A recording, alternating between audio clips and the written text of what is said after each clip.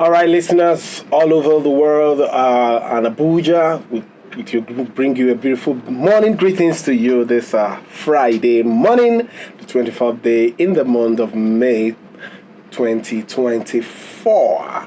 Thank God it's Friday. How do you do and how are you doing?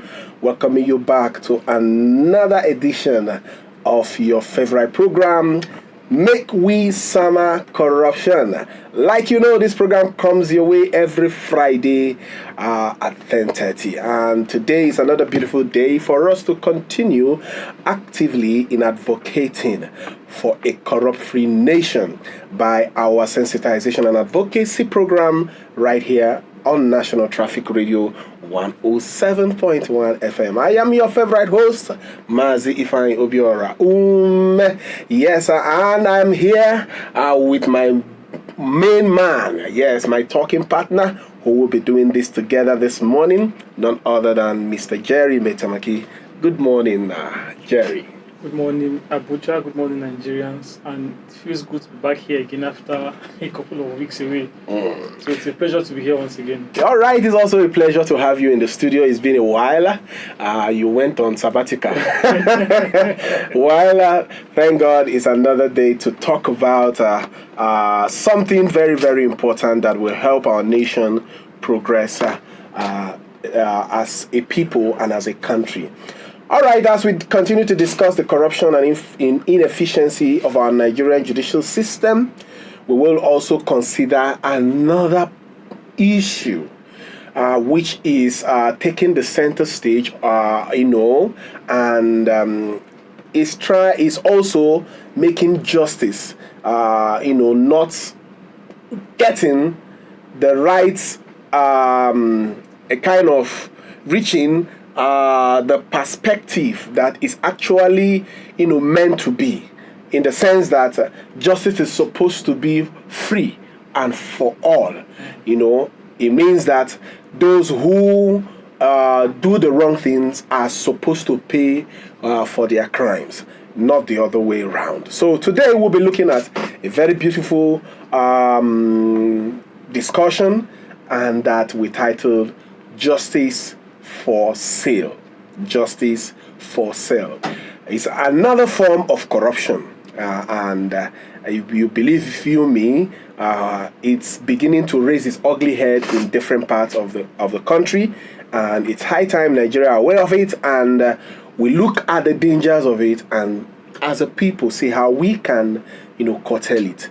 So, for a start, Jerry, a lot of people listening to us. Let me even bring it down to the local dialect. So many people where they listen to us this morning. When they hear us, they talk this thing, say justice for sale. It go sound, like it's waiting be justice for sale. So as a preamble and as an introduction, I would like make you follow, talk, like open up this matter so that every listener where they listen to us go understand the perspective where we carry come. Make they understand what we mean by justice for sale. I beg, talk to Nigerians. Thank you very much. Good morning once again, Nigerians. So, what we mean by justice for sale is a situation where those who are wealthy, the rich amongst us, put themselves in a place where they become bigger than the law, bigger than the court systems. So it is a situation whereby those who have money can buy judgments to their favor. So for example, somebody steals money and then he's taken to the courts because of the fact that he has committed a crime of stealing. And by virtue of the wealth he or she has been able to get via stealing, that person is in a better position to influence the court judgment. So, in some cases, you pay money to the courts, you pay money to corrupt judges, you pay money to court staff to influence the judgment in your favor. Mind you, that person is a thief, that person not already steal, but because that person has enough money in his capacity as somebody who has stolen, He pays money, and instead of being punished for stealing, that person would be acquitted from that crime. So that's what we call justice for sale. So in essence, you use money, you use influence to corner judgment to your favor. And mostly this is always done by those who are rich, by those who are wealthy. Una don't hear that because I know say in the first place when I hear the thing, for some people mind they go don't believe say it be like say they say justice for who say market, so that make we go the buyer for there. But actually, waiting it means say is a situation as he take explain to you say people wey get money, people wey dey influential, big men like this, yes, like politicians, like top government officials, businessmen, they go don't do bad things because of the money where they get. They go come, they bribe, they give people justice, lawyers money, make they change or tilt, or like instead of punishing them for doing the wrong thing, they go come say this person no do anything for the eye of the law. So it is corruption, and it is making our judicial system and our constitution weak. Yes. So today, now we want look into this thing about justice for sale. All right, Jerry, does this justice for sale have consequences? Because if person no understand, say the thing wey they do get advantage or disadvantage, wetin I mean say e go either promote you or make you or the country better, or it go make the country look bad. If you no know, you go think say wetin you dey do dey right. Yes. You understand? So does this justice for sale pose any threat, or is there consequences that our country Nigeria will suffer if we continue to toe on this line? Certainly. Now, number one, that's what they call jungle justice. Okay. Now, jungle justice mean an eye for an eye. You do me, I do you. They always say you do me, I do you. God no go vex. Now, if somebody feels that the court system is not transparent enough to grant that person justice, that's why you find cases where they catch a thief, for example, instead of taking the thief to the nearest police station or take him to the court, the first thing is to get tire and put on his neck. Because Nigerians feel that if we take this man now to the courts, somehow, the guy if he just find a way to come for court and they will just say, okay, he's not guilty. We don't have proof to show that this person was guilty or he stole. And you find a criminal walking free on the street. So one thing that this justice for sale would do to Nigerians and to our system is that Nigerians would lose interest in the court system. So instead of going to the courts to go and table their case before a judge or before a magistrate, they will resort to self-help, thereby taking judgment into their own hands. Exactly. And sometimes you find that the person who they even say is a thief ends up not being a thief. And that person's life is gone because you can't bring back your life. So this is one thing that justice for sale can do to us as a country. Secondly, it also impedes the fight against corruption. I heard a story about some children in secondary school. I saw a video, and they were asking they asked this boy, what do you want to be in future? And this young boy said, I want to be a politician. And the teacher asked him why. He said, because I will make plenty money. Now, I'm not saying that politicians are thieves, but I'm just saying that in our history, we've seen that some politicians have stolen state funds and used for personal interest. Now, when people steal money and they go to the courts, and you find them being freed by the court by virtue of whatever influence that they have, now what makes you think that young boy now will not feel, okay, if I grow up and become either a senator or a House of Rep member or a governor, I cannot steal and get away with it. So it becomes like what every young person wants to look forward to. Because they feel like even if I get there and I steal, at worst, I'll go to the court, do 2 or 3 appearances in the court, and then afterwards, the court sets me free. So These things are things that we should look at, so that beyond trying to shape our judicial system, we are also shaping the younger generations who are looking up to Nigerians and looking up to Nigeria as a country where they can thrive and make the country better for themselves and better for those around them.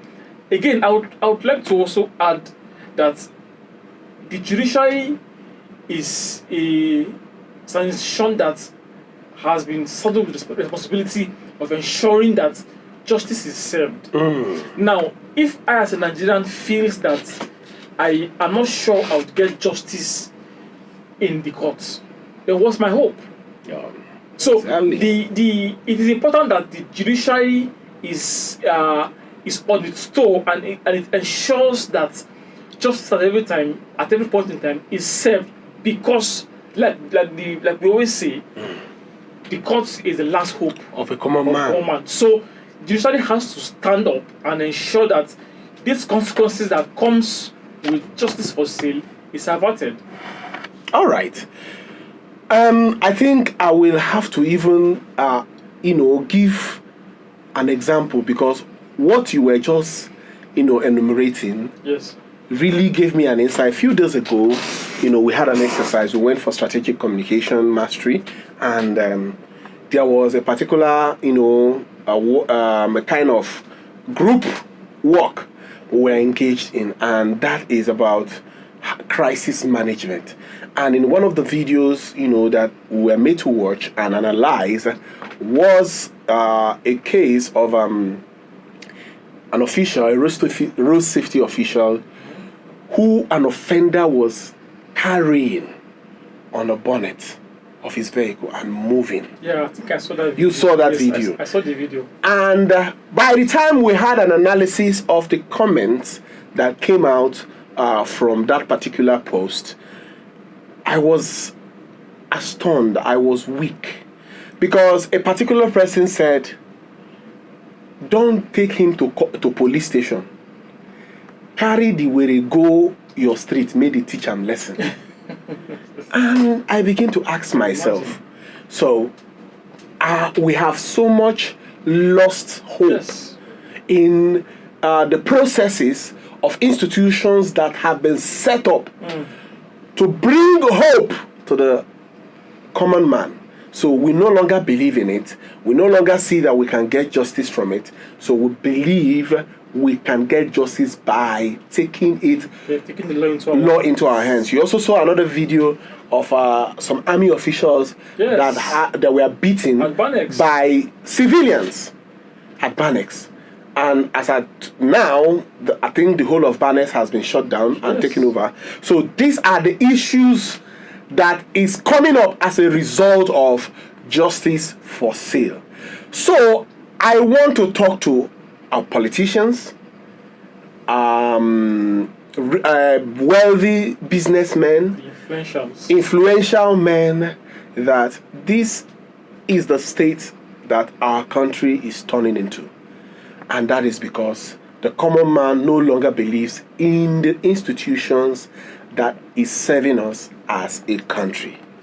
Now, for whatever consequences or situations that this must have created, I believe that we can actually address it.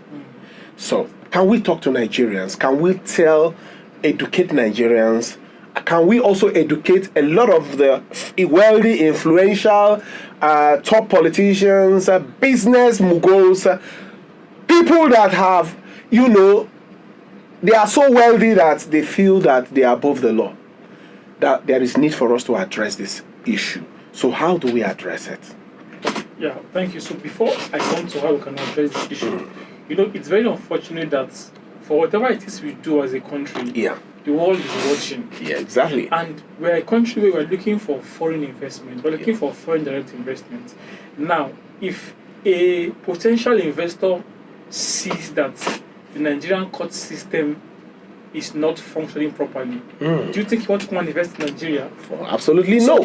It just tells you that for whatever it is we do, it has ripple effect in things that we can't even imagine. So, aside the Nigerians that would suffer, you also see that economically the country will not grow, because prospective investors will see that if they come to this country to invest, they cannot have the protection they will need because the court system is not structured in a way that can give them justice. But I'm hoping that eventually things will turn around for the better in this country. Now, one thing I would say is that for us to address this issue is that sometimes judges are put under intense pressure. And that is because for a judge to be appointed, either the governor or the president would have to nominate that particular person.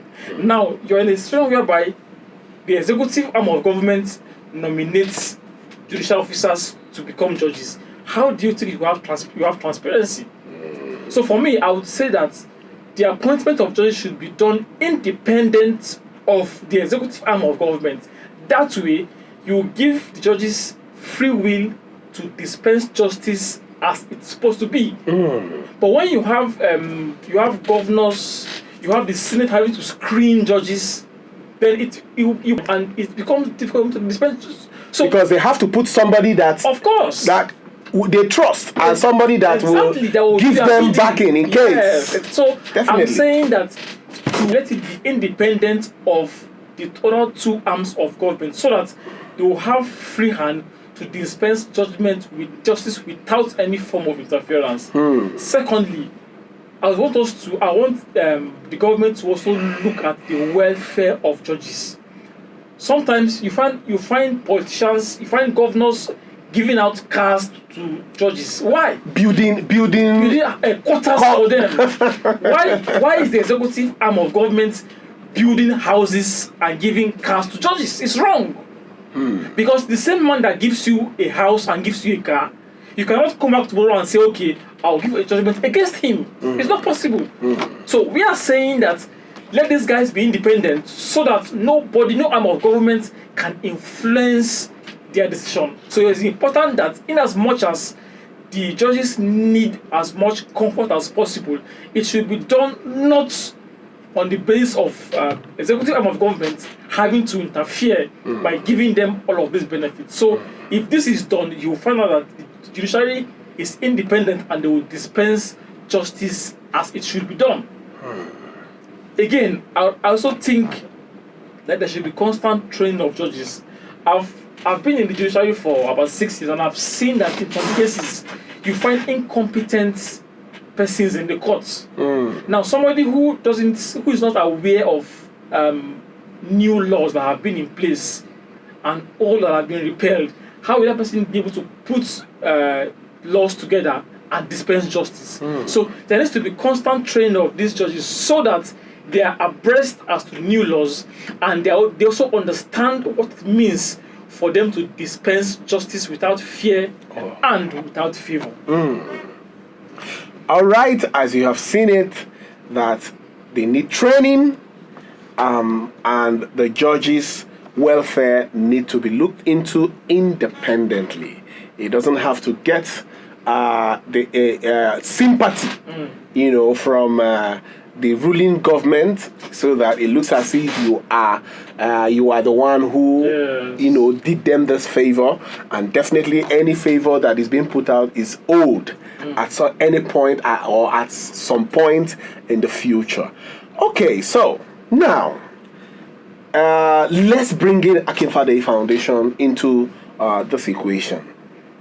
And I know that so many people have been robbed of justice in one way or the other, probably in the police station, probably at the court, or in the communities, where their rights has been abused, their right has been taken away from them, their privileges has been denied, for one reason or the other.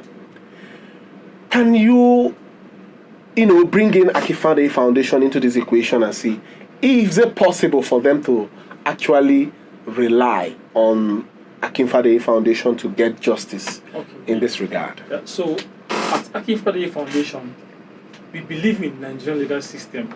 We believe that if you go to the courts as an aggrieved person, you will get justice. And that's why we have the Flag It app, which was developed by the Akin Fadeyi Foundation. Now with this app, we have been able to assist so many Nigerians in in terms of seeking address before the court. And thankfully, we've gotten fair treatment, fair hearing at the court systems. So with this app, you can report every form of corruption you encounter, case of injustice, as long as you make this report on the Flag It app. We at Akin Fadeyi Foundation will take up your case and will present the case before the relevant agency of government, and will get redress for you as soon as possible. And this is because we believe that Nigeria can be a better country, and we also believe in the structure of Nigeria. So once you download the Flag It app, either on iOS or on your Play Store, on Android, we will download the app, register, and you can flag any report you think you want us to know about. And as soon as you do so, in partnership with these other government agencies, we'll take up your case and we'll get justice for you appropriately. That's what we do. All right, you've heard it from the horse's mouth. That is what they do at Akin Fadeyi Foundation. So to you Nigerians, you have heard it. You can actually get justice. All you just did is simple. Raise the flag or flag it on Flag It app. Yes. Let me say the word. Flag it on Flag It app. So whatever be the injustice you must have gone through or endured, whatever corruption you are seeing, you can do the whistleblowing on Flag It app. Simple. Go to Google Play Store. Type Akin Fadeyi. Is it AFF Flag It? Yes. AFF Flag It on Google Play Store and also on Android store. So you can get it, iOS store. You can get that app, and it's very self-explanatory. Follow the process, register, and you can now communicate with, because there are channels where you might be required to produce documents or evidences Yes. to these claims, and someone will be assigned to be able to take full documentation of everything it is required for them to pursue their case. And I bet you that you will get justice. So Nigerians, and also let me talk to the influential people again. Please, our country is on the verge of collapsing. Don't be the reason why this country will be in pain. Justice is supposed to be free for all. Justice is supposed to, uphold the strength of a nation and make the nation feel proud, the young ones feel proud. Our younger generations are depreciating by the day in terms of the attitude base.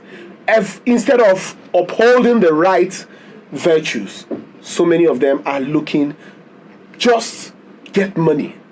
Get the money, and anything you want in this life can be achievable. Money is not the basis of justice. Money will not give you justice. It should not be the basis where you can achieve justice. Justice should actually be free for all, whether you are rich or you are poor, so that the future of every generation can be upheld. So we want to encourage our judicial systems. Please stand up for yourselves and do what you are meant to do.